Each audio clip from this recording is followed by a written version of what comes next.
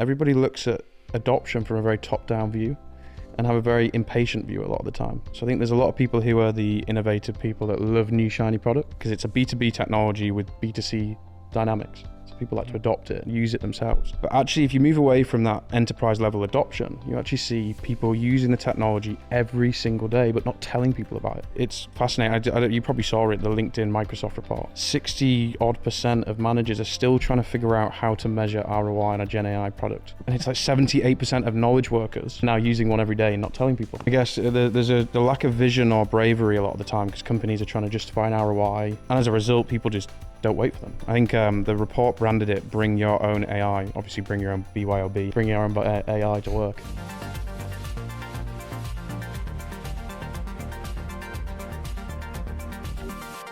Jack, welcome to the show. How are you? I'm good, thank you very much. Nice to see Great you. to be here. Matt, how are you, my friend? You know I'm doing really What are you doing here all the way over from Canada? We launched a company. That's it, just small thing. And I hadn't been to Big Ben before, so I wanted to make sure I saw that too. Yeah, amazing. Before we jump in, everyone on the show knows Matt at this point, but we'll also tell everyone a little bit more about yourself and your background and journey to where we are now. So yeah, my name's Jack Houghton, Chief Product Officer and co-founder at Mindset. I guess a little bit about the journey. So Mindset really started with one fundamental first principle question, which is how do you build technology which adapts to people and people not adapt to technology? Yeah. You've been rehearsing that one for a while. Oh God, you get asked these questions. You get asked these questions of who are you, what do you do? And you have to regurgitate them all the time. What is the problem that Mindset's solving though? It's a good question. Yeah. I guess there's probably three big problems we see. Number one, most people have to rely on keyword searches. It's infuriating. You know, it used to be really good in the 90s, but these days it's incredibly frustrating. So you rarely ever find what you need. So these big companies with lots of content, learning libraries, knowledge bases, their people or users can never find what they need.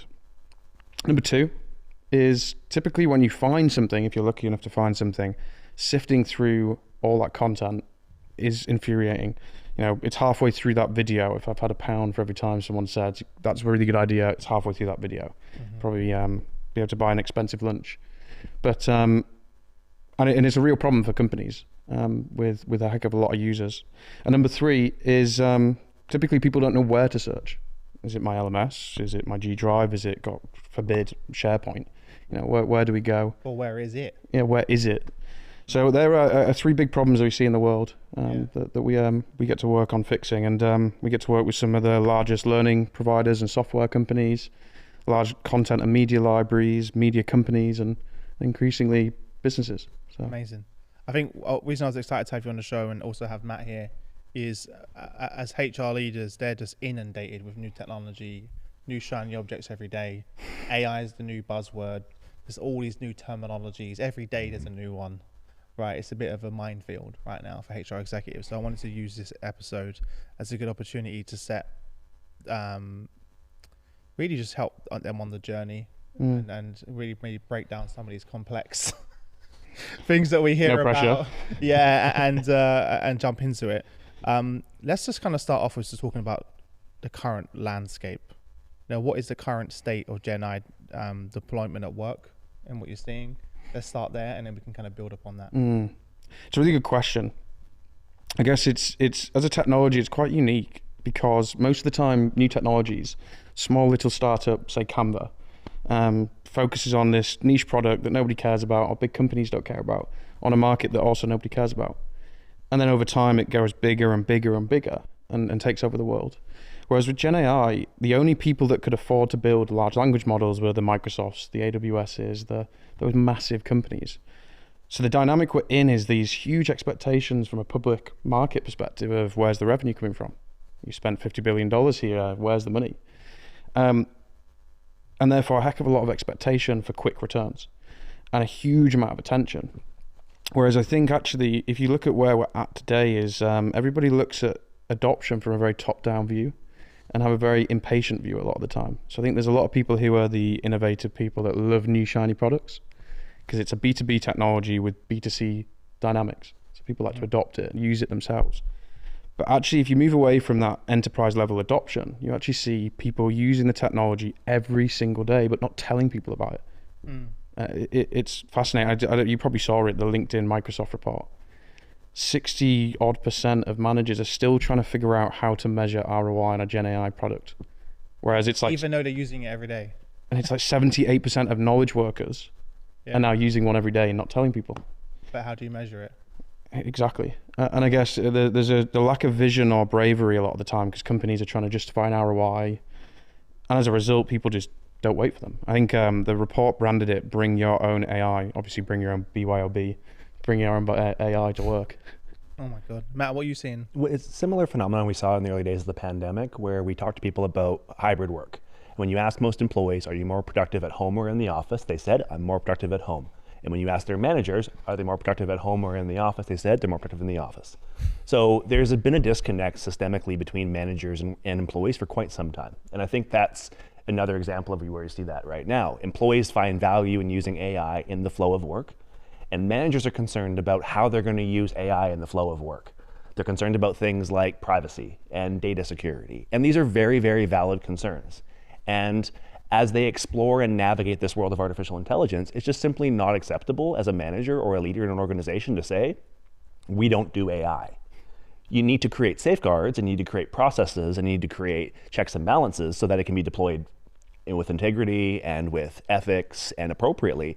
But it needs to be deployed because organizations that don't deploy AI will have a significant disadvantage to even startups that do have AI. And Chris, when we launched Atlas Copilot, how often do we use that solution in our own company?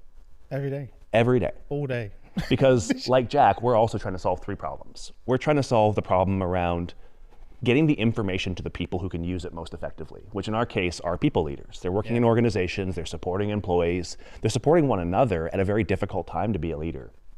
And they're up to here with information and tasks and responsibilities. And it's not realistic to expect them to recall every possible lesson and knowledge and detail in their organization. So the ability for artificial intelligence to overlay on company policies and procedures and communications, to overlay best practices from leading thought leaders and people who are in the role in other organizations is a significant advantage when it's surfaced in the flow of work. And if you can trust the sources and you can trust the safety of the sources, it's going to give leaders an incredible advantage. So the ability to synthesize all that information into a digestible piece of actionable data, to curate the right kind of content. And I think, Chris, what you and Shane have done really well for almost 10 years is tell really compelling stories. How do we surface really good information, and not just valuable, but is also engaging? Because if it's a chore to go through asynchronous e-learning courses, no one wants to do them. They don't want to do a 12-question survey on health and safety and then click the box and move on. They want to be engaged. We actually want them to retain the knowledge. And the way you do that is by surfacing knowledge and information in cool formats, videos, through interviews, in summits. And I think we've done a really nice job pairing those three things together. But the proof will be in the pudding. Do we have people that ultimately take that information and then deploy it in those new and unique ways? Yeah, that's the thing, right? It's weird because we've gone through this evolution of when I first started in my career, it was like the access to knowledge was our challenge, right? And then only a certain layer of leadership had privy access to X information, right? Then YouTube came, then Google came, and we all have access to unlimited knowledge. It's all out there, right? So now our problem becomes knowledge overload. So how do I find the answer to my question? And whether that's a piece of content, whether it's a research paper, whatever it may be, basically.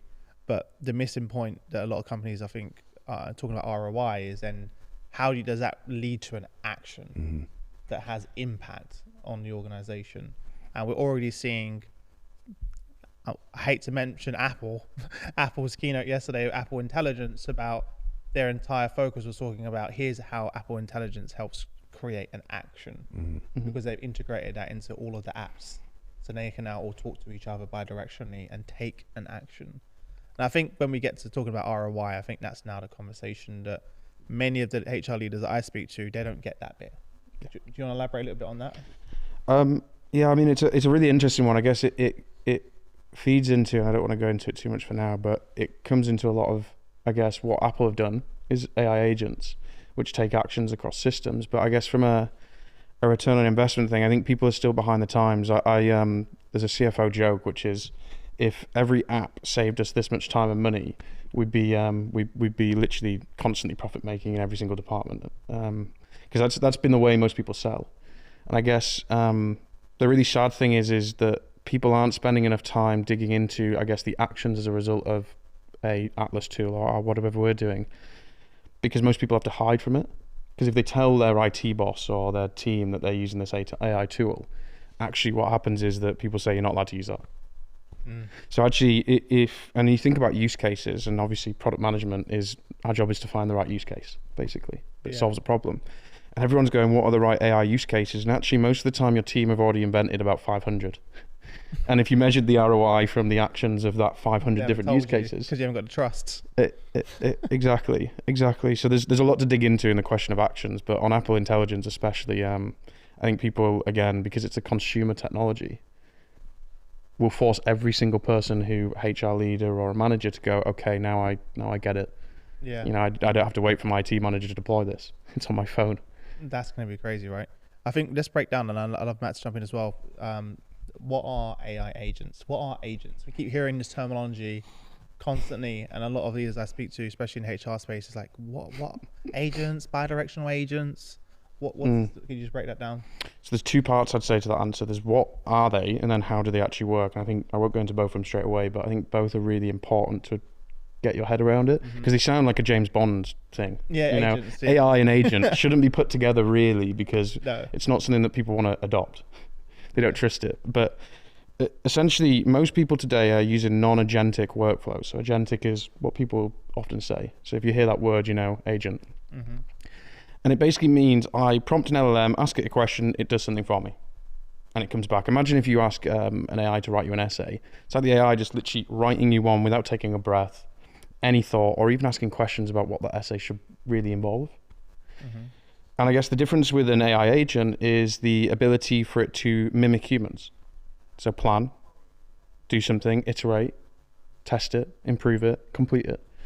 And that fundamentally is what an AI agent is. And the way it all works and pulls together, we can dig into it in more detail, is a series of prompts. So it's like imagine this like an ability to prompt in many different ways without a human ever realizing, to achieve that objective of mimicking humans. Yeah. What's the main difference between an agent and an assistant? So a lot of companies already have assistants that are built into their companies already. What are the main differences? Well, let's put it in practical terms. So an agent in the context of Atlas is, you ask a question, you get a question back. Now, why is that important? Because we can't expect people to be prompt engineers. They're not masochists like you and I, Chris, that write 400-word prompts and put it into our platform. They ask questions like, build me a talent strategy for my engineering department.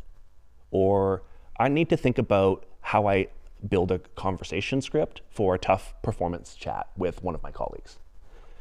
They often don't introduce the context necessary to be able to get the best possible answer.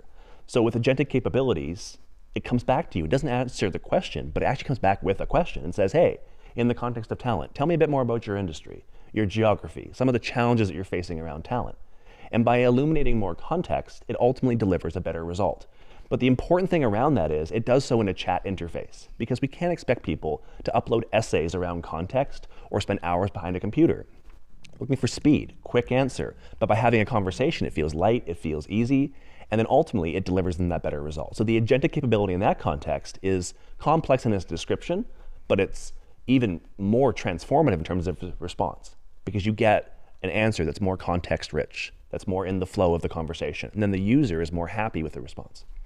And I think your point of a better response is the key one. I mean, there's a study produced by Andrew NG, if you ever search for him. Incredible guy, yeah. With GPT 3.5, on a single coding task, it was under 50% accurate per task. With GPT-4, it was just over half. I think it's like 60%. With an agentic workflow on GPT 3.5, it was nearly 100% accurate. So, I mean, because we've got a project we'll be deploying to millions of people with a learning content library worldwide. What do they care about? Accuracy, consistency, reliability. Like we noticed very early on that was going to be one of the things, the benchmark measures. When everyone calms down a little bit about this is really cool, and we get into how does it perform, to your point, Matt. That's why agents are so important. And there's about 4 or 5 different components that make up an agent, of which the questions back is a really important one.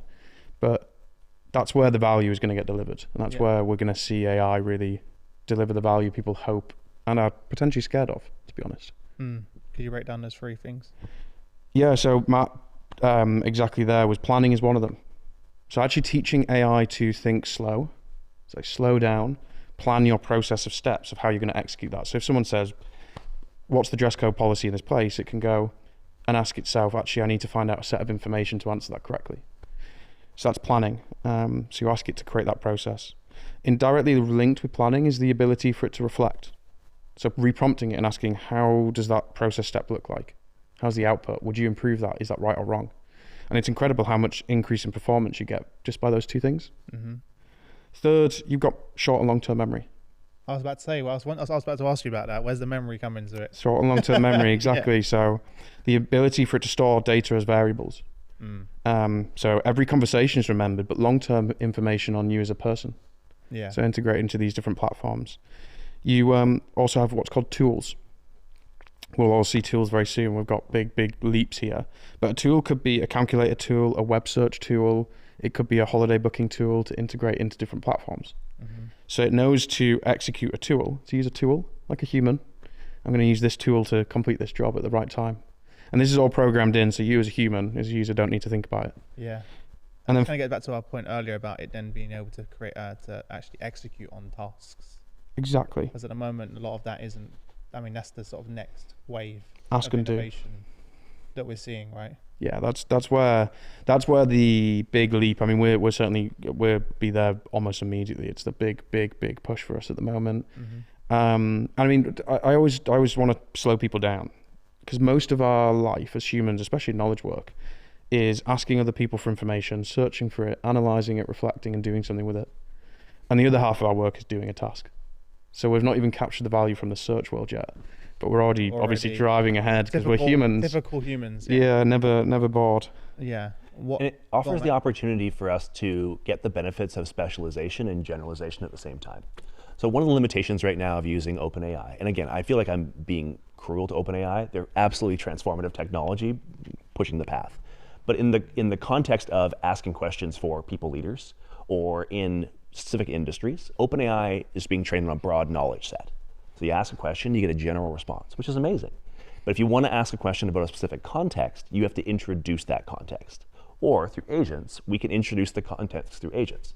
So think of us in terms of an HR leadership team. We can create agents for total rewards, talent acquisition, people analytics, and we can ask those individual agents questions about their specialization. If you are a people analytics agent, please help me develop a questionnaire on how to develop a strategy for analytics in my organization, and here are some of the variables. And then that agent can confer with all the other agents. In the same way an HRLT would meet weekly to discuss organizational issues, they in real time can confer, but that people analytics agent kind of gets the 51% vote because it's the expert, and can come back with all that context, but also its specialization, and then again, to Jack's point, gets you incrementally closer to a better answer. So for the user, for the HR practitioner, for the people manager, they're getting an answer that's just that closer to perfection, which is ultimately what we're trying to get to as a performance and a platform, is to give them those context-rich answers in the flow of work, so that they don't have to go back and forth 5, 6, 10 times, that they can just get the answer and take an action. Yeah. You hit on a really interesting point, is that it's called a multi-agent system. They're terrible at naming things in the ecosystem. Bidirectional? What do they call it? What's the actual terminology for that? So we've been calling it bidirectional. Bidirectional is good. It feeds information and can do things both ways. But so it's called a multi-agent system, and as I said, agents, terrible name, but it is. They call it a swarm. Oh, I definitely don't want to be saying, hey, I don't think I want to be selling swarms. Say literally, make everybody distrust you. It sounds like the siege in the Matrix, where the swarm of robots come to get us. No, let's not call it the swarm. But that's where if I look at where agents are going, is so multi-agent systems exist now. We've got it, but it's only in small doses. So it's about increasing some performance, but it's hard. So you basically got this manager agent that tells other agents which agents are needed as part of a process. And that's where the next big innovation, it's I guess 50-50. Like in small doses works really well. We're not all cracked it. I think that's going to be a big thing for the end of 2024. But it's as you said, it's where you have 15 different agents specifically set up with many different, let's say, workflows. Like it can follow step-by-step sequences to do things. And then for a big task that would normally take a week, suddenly could be reduced down to a few days. Yeah. Or an hour. I think when we think about this in the context of work, I think one of the things we haven't touched upon, which I think is really game changing, is now how this is allowing us to provide accessibility in a way that we never done before, from a language perspective, from just from giving this access to anyone in your organization. Before we just couldn't do that at scale. Like it was impossible to be able to do that. I think ChatGPT supports 97% of the world's languages. What are your thoughts on that? And Matt, as well, as a former CHRO yourself, who had to manually create every single course in every single language. I had a translation team. Yes, I mean, organization. Awful. That's what I mean, right? Yeah. Like that's something I think we shouldn't. And working in Canada, we have 2 official languages. You have to communicate everything in English and in French. So yeah, it created a lot more complexity in the organization that now suddenly becomes easier with artificial intelligence. Yeah. I think one thing I'm thinking about a lot these days is source and source attribution, but also source diversity. A lot of the lessons I learned in my career came from a lot of the same places that are familiar to all of us. Harvard Business Publishing, McKinsey, and then watching organizations that I aspire to learn from, like Netflix and Google, and just learning from what's happening in the market. And now I'm asking myself, what's happening in Africa that's really innovative? What's happening in South Korea that's changing the way we think about things? Because before I have to travel to those places or have personal relationships, and now I can ask artificial intelligence to surface insights from those parts of the world and combine them within my own regional context to tweak it and make it actionable. These are things that required time and effort and energy, and they still require those things. But the energy now is spent on deployment and change management and embedding the practices longer term, which are things we never spent enough time doing. We always spent time in the front part, getting something deployed, and then we walked away because we went on to the next project. But now we can spend the time on the project actually embedding these practices and creating better cultures. Yeah, I love how you kind of summarized it as basically how do we find out and bring together ideas from everywhere? Because I mean, I'm a bit of a history nerd, and if you look at the most successful periods in history for a culture, they're usually periods of shared language and ideas. So Pax Islamica, a period of relative peace where ideas could be shared through a single language from every single person to create something that would be impossible to create. So leaps in science or philosophy or these incredible leaps. And as you just said there, is suddenly not worrying about languages, but everybody's input being equally shared to every single person. And I always say, imagine an employee of 7 minutes having the knowledge of an employee of 7 years. It's a really powerful thing, no matter where you're from, what language you speak. How do you think the introduction of voice, which is going to be coming in the next few months, is going to impact that? We've said it for a while.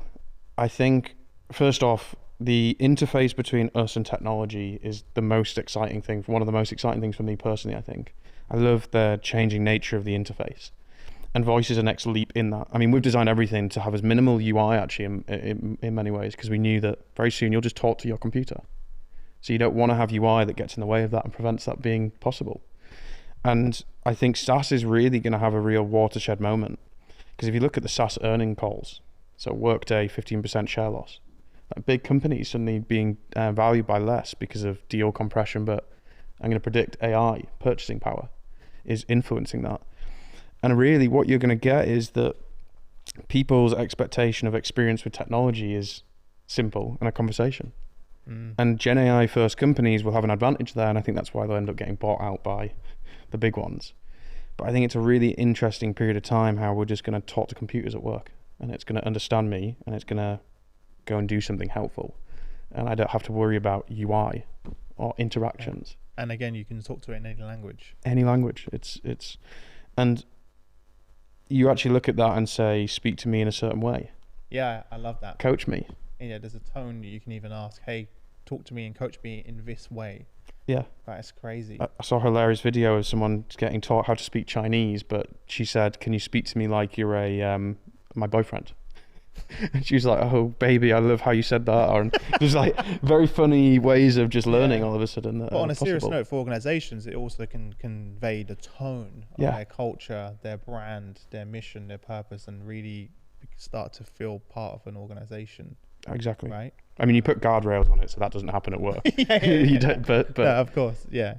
It's interesting because you're gonna also see that coming into the home, right? So I'm like, obviously we saw it yesterday with Apple Intelligence, that you now can just talk to your phone. You'll be able to talk to your phone and have that conversation. But you can now imagine, once obviously Amazon's going to get around to it, that every single Alexa in the world, people are just going to be communicating. It's going to become a normal way of working that will translate. We're always a bit behind in the business world in terms of bringing that consumer grade experience.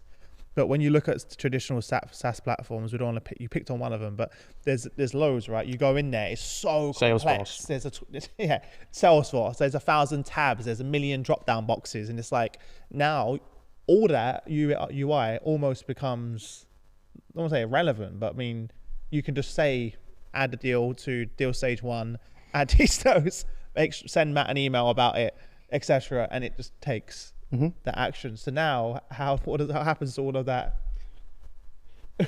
structure? You can learn from how things happened previously. So when the cost of creating content dropped dramatically, it still costs a lot to produce high quality content, like example. But what happened is the big BuzzFeeds of the world, they didn't get replaced by the new BuzzFeeds. They got replaced by influencers or thousands of small companies. Yeah, traditional media and news channels replaced by social media influencers. Big SaaS, as technology becomes cheaper to provide with AI, and as expectations change, the big sales forces, if they do, who knows? We're trying to predict like black swan events, who knows? But if they do collapse, they won't be replaced by another big sales force. I think it would be many different providers. So. But yeah, that's one hot take. But let's think about the reason why that is. And I think anything that's new has a challenge around trust. And as people see the potential impacts and how AI will permeate through all parts of our lives, both personally and professionally, they're rightfully a little bit concerned about having access to Alexa and hearing every conversation. What does that mean? There's been lots of discussion around TikTok and the impact around how that information is shared and who has that access to that information. So I think one of the things we have to look at from an adoption perspective as we move in parallel, and sometimes as technologists, we can sometimes miss this step because we're bought in. We understand, we're totally there, but we can sometimes forget that people are still beginning this journey. So I look back on some of my change management expertise, working in large organizations, deploying any technology and say, okay, we're all starting from different spots. Let's take people on the journey. Let's anticipate some of the concerns they might have, privacy, security, ethics, and let's have a position on those things. And let's take some actions in those areas so that we can give them confidence in knowing that those concerns will be addressed. And then they can spend their time thinking about the benefits they can get from the platform and not dwelling so much on what could happen, because they're not wrong, but there can be actions taken to prevent data security. You can get yourself GDPR certified. You can get yourself ISO 27001 certified. But there's a new one now, isn't there? What's the new one? It's just coming out. It's a great business model. That's all I'm going to say. It's a fantastic business model. So many numbers, I can't remember what they knew. And we need forms of regulation to harness this technology, because put in the hands of the wrong people, it can also be used for exponentially not great things in the societal best interest. So I'm all here for doing things for the right ways, and part of that means taking the time to take people on the journey. Trust is a really hard one in this space, I think, because it's, as I said at the beginning, it's a technology that went from zero to everywhere, into our public psyche so quickly, so fast. And the media who love clicks, it's very easy to constantly tell the stories of the bad things. The fear mongering, they love a bit of fear mongering. And talk about the Wall Street Journal. Oh, the Wall Street Journal. I mean, they said Gen AI is losing steam. They said it's too expensive. There's no more innovation, and there's reasons for that. That's what I expected to say. There's low adoption and low revenue, and it's kind of like it. Obviously, we're talking Wall Street Journal, which is a public public investment. So they are going to look at it from a quarter by quarter basis. What are they going to say when they launch their own AI copilot? Yeah, to find their content. Yeah, it's going to be great. We work with media companies who do the exact same, and of course they're going to do it. It's funny. But it speaks to a lot, and I think obviously we're in the space, so it's easy to be in a bubble. And I'm sure people listening to this, if they listen to the whole thing, they're probably also interested, intrigued, maybe in a bubble. But it's easy to forget the wider narrative sometimes, and I think the Wall Street Journal captured it quite interestingly. I always find it interesting to read. But actually, it's kind of like, I think OpenAI are holding back a lot of the time. 18 months ago was when they finished with GPT-4, and they've not released anything major other than voice. So I think they want to keep everybody just near them, then jump ahead. It's almost like, though, you have to have one company to force everyone else. Like, so what happened? OpenAI launched within days. Every single other platform launched. Google, everybody out of the woodwork. I was like, where's this been hiding? Yeah, exactly. So they were kind of forced on the market, and you're going to see the same thing. Yes. Soon as they drop voice, Yep. everyone else is going to drop voice. Look at Apple. Oh yeah. Straight away, partnered with them. Immediately, yeah. We're partnering with OpenAI, and to security. By the way, Apple spent 30 minutes of that presentation talking about security. Yeah. The fact that it's not they're not training your content, the model on your content. The fact that it doesn't sit on Apple servers. They went on for a long while about that, which they should. So it's really important, and part of our conversations, myself and Matt, that is one of the main concerns from our clients, and we have to obviously explain that. And again, it's such new territory that most people aren't going to be experts on security. And to give people comfort, it's new territory, but it's not, the context isn't new. So if you're deploying any cloud-based software solution, you're going to have the same kind of concerns. So if you're deploying an HRIS or a payroll software, in fact, I would probably be more sensitive to a payroll transformational project because it involves people's wages. And if you've ever been in charge of HR or supporting HR when payroll didn't happen on time, I promise you it's not a fun place to be because it affects literally everyone in the organization, and there's meaningful cascading effects when people don't get paid on time. They have automatic withdrawals set up, they have mortgages, they have expenses, etc. So I think that piece is critically important. I also think that as we consider the path forward, we have to look at how we deploy this in a way that strikes the balance between doing the right thing, but also challenging our assumptions around this, because if we simply limit ourselves to what we're comfortable with, we're going to miss an opportunity to do some really transformative things. Yeah, you're spot on. I mean, because I think human in the loop's an interesting conversation that you see a lot. Say that again? Human in the loop. What do you mean by that? So especially when we're talking about actions getting taken, when should a human be involved in that process to stop, review? Yeah. Sure. Too much human in the loop makes the process a bit pointless. So automation is taken away because there needs to be a human involved all the time. But too little, obviously, is security risk. Well, you saw with Google, right? What was the recommendation of someone to eat glue? Eat glue, yeah. Like they deployed it and they were like, "Oh, retract that," and like telling millions of people to eat glue. So there needs to be some guardrails. Yeah, there has to be so much guardrail. And as Matt said, a lot of the security stuff is standard in many ways. It's exactly the same as it's always been. I think what we're now doing is in a reinvention process as well of how we interact with models. So we've got a bias suite, like a way of looking at what data does this agent have? Like what can it, because obviously if it has access to information that is biasing it in a bad way, that's going to be bad. And we've got people who put, say, 15,000, 11,000 pieces of content in there in a 24-hour period. Huge amount of potential bias. So they're the things that I think we'll soon care about more. How accurate is it? How consistent is it? What's its bias? Is it straying off into random directions? Yeah. And how do I test that at scale to identify those outliers, which is something that we've been putting a lot of time in as well. Because really, you can't really simulate 300 conversations or 300,000 or 1 million conversations as a human. You have to get agents to test the agent. I think back to Matt's earlier point, that's what's exciting about what you're doing at Mindset and what we're doing at Atlas Copilot, because it's based on our knowledge that we put into it. So you're not just getting a random answer back from the World Wide Web, and it could have grabbed it from a random Reddit comment somewhere where people say all sorts of weird and wonderful things, right? It's trained on our corpus of content. We've uploaded every single piece of content's been curated by us and the team, been checked by us and the team, uploaded by us and the team, But of course, we're not, manually looking at the insights and doing that because it's impossible. But that's where the AI does the hard work for us. Well, I mean, how many hours have you probably spent making sure the experience is perfect? Yeah. It's like hundreds of hours of making sure that experience is perfect. Yeah, exactly. It's what matters. Yeah. You said to me before that the way that most people think about AI adoption at work is wrong. Could you repeat that? Like, what did you mean? What did you mean by that? I guess it's the B2B to B2C sort of idea, which is, I think people are obsessed with top-down adoption.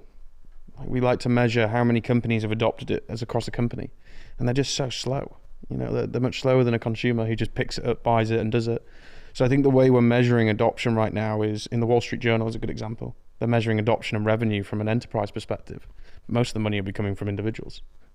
And over the next 12 months, already you're seeing every company is now starting to adopt. Mm-hmm. So I think adoption, you can view it from a bottom-up or a top-down approach. And I actually really like the bottom-up approach of measuring adoption, because that's where the use case value gets identified. So what is the right prompt library to create for a team? Based on what questions people are actually meaningfully trying to answer. Yeah. It's kind of one of the reasons that when we're building our agents right now, we're actually basically crowdsourcing how we do that. So for example, we're about to launch our people analytics agent, and we've spent months working with 20 vice presidents of people analytics in the world's leading global brands to help us build that prompt library. People that live and breathe it every single day, so that when we put that into the hands, so that's from bottom up, it's the people that are actually living it, right? Yep. So when we deploy that and put it in the hands of our users, they know that it's coming from people that live and breathe the job and understand. And the questions are there for them to learn, because ultimately, like when you give someone a blank slate like Google, first question, what is the color of the sky? So they don't know what to ask. So there's such a powerful new technology sometimes, and some people are really good. Some people are on it, they know what they want, and then some people just need that guidance, and that's why that type of thing is so powerful. It gets people adopted really quick. Yeah. What do you see the next wave? We spoke about voice, Matt, as well for you. What do you feel like the next focus and wave of innovation is going to be around? I think I'm interested in dynamic learning pathways in particular. The opportunity to surface a personalized set of content, articles, learning products to help broaden and deepen your knowledge, but also in the flow of work. I think it's not as realistic to expect people to check out of the office for 2 weeks or 6 months or 2 years to go to a traditional university experience. I think people need to acquire skills in a number of ways. And I think one of those ways can be in the flow of work, where you're applying those skills in real time and therefore embedding that knowledge. And to me, the opportunity to learn and the opportunity to do so in an agile way is something that I think a lot of people are looking for at a time when a lot of skills are becoming replaced with new kinds of skills. And I don't know about you, but I'm asking myself, like, what got me here, which as a corporate executive was running really good meetings, may not have as much relevance in the future state that involved AI. So how does that have to evolve? And I've been doing a lot of research on large language models and their applications in different industries, and asking myself lots of questions around macroeconomics and how they might affect broader work trends. And those things to me are really interesting, and they're made easier by artificial intelligence, because I can pull on a curiosity thread and then go deeper or broader based on what I would do, which I normally would go down a YouTube rabbit hole or a Google rabbit hole, but now I can get more curated, more specific, more in the flow, and it feels less like I'm wasting time on social media and more like I'm investing time in my future. Yeah, it's quite an exciting time, and I think I was just reflecting on the question. I think there's a few different things for me. I guess there's two parts. Is the stuff that we're working on that I'm incredibly excited, and stuff that I see coming very soon. So stuff that I'm excited about is the ability to just simply describe to an agent the experience it should provide to users and people. Yeah. So literally, in say, store their name as data forever, as memory, to help influence and support their journey. The pathways piece, create a survey using, or an assessment using all the content you've got access to. Don't make it too hard, and just running it and taking people through experiences. I think that's a key part of that agentic workflow. And I think when you think about this in the context of deployment is the other part I'm really excited about. Mm-hmm. So right now we're in the early stages of deployment still in the world. People are just seeing you've got on device agents. Yeah. Apple on-device agents. Yeah, that was a big part of that announcement, that they're trying to say that, hey, most of this is going to happen on device. Yep. And then when we need to, then we'll sort of go out to ChatGPT for a prompt. Exactly. And that's an agent. That's what they're doing there. It's an agent there. You've got on computer agents. So NVIDIA and Microsoft just launched it onto your computer. You've got so many different. We've got multi-step agents, which is where we all are. Which is that, how do you take people through a multi-step process without us having to craft these new experiences every time? Mm-hmm. So there's all these new forms of agents that are emerging, cloud-based. Every website is going to have their own agent, which will store your passwords in. So you don't need to log in anywhere, it'll just know. Yeah, and we're seeing that even with the websites agent that Apple spoke about, that now when you visit a website, the agent gives you a summary of the website and gives you the key takeaways in a little box that pops down. So rather than you have to scroll through the website to be like, what's the address? So what's this? It just says, here's all the top line information immediately accessible for you. And now the ability to do that with our employees in the flow of work, to surface those insights to them. They don't have to go and search in an intranet to see what their benefits are. They don't have to go and message HR and wait 3 days to see how many holidays got left. Like simple things like that free up HR leaders to work on strategic work and actually, the work that they want to be. And I'm with Matt. Like, I love the idea that for the first time we can use AI to create customized learning experiences at scale is just a game changer. Yeah. So rather than having a static online course where you go module 1, 2, 3, 4, and 4 of the modules are not even relevant to you, and you're going through it, to moving to a dynamic learning pathway, which Apple also demonstrated in their thing, where you can say, here's all our content, create me a course around how to lead remote teams, and it goes and grabs that content and builds it specifically to you. And because it knows you're in this particular country, adds local context to how you do it in that region. And now you have a personalized experience to be able to do that. That is going to be so exciting. I know. I have to say, I mean, working on the inside, once you've gone through that process, you can't really go back. You can't now imagine an alternative scenario where this isn't the way of doing it. Yeah. And the way we should experience it as people in a conversation with a voice. Cool. Before we wrap up, for all the HR executives, and this is probably going to go way beyond HR executives, really, they're going to be listening. Parting advice did you give for them, and then where can they connect with you and check you out? Create a culture whereby every single person knows they can come to you with ideas for different use cases, different ways of doing things, and do it with open arms. That's always my parting advice to every single leader out there right now. I'm on LinkedIn. Go to mindset.ai on Google as well. Matt, parting advice? It's hard not to find me these days. That's your parting advice. Yeah. That's parting advice is it's hard not to find me these days. And when people ask me what AI is most powerful, where it's most powerful, I answer as I answered before, which is I think it's really good at synthesizing large sums of information and curating the right information, and then helping you take actions that create really compelling stories. Yeah, love it. For everyone listening, all those links are below to connect with Jack, Mindset, Matt, as well as us. Also, if you're not already using Atlas Copilot, you can start using it right now for free. There's a link below. Go check it out. I use it 2 hours a day. Yeah. For real. Thanks so much for coming on the show. It was great chatting with you. It was a pleasure. Thank you.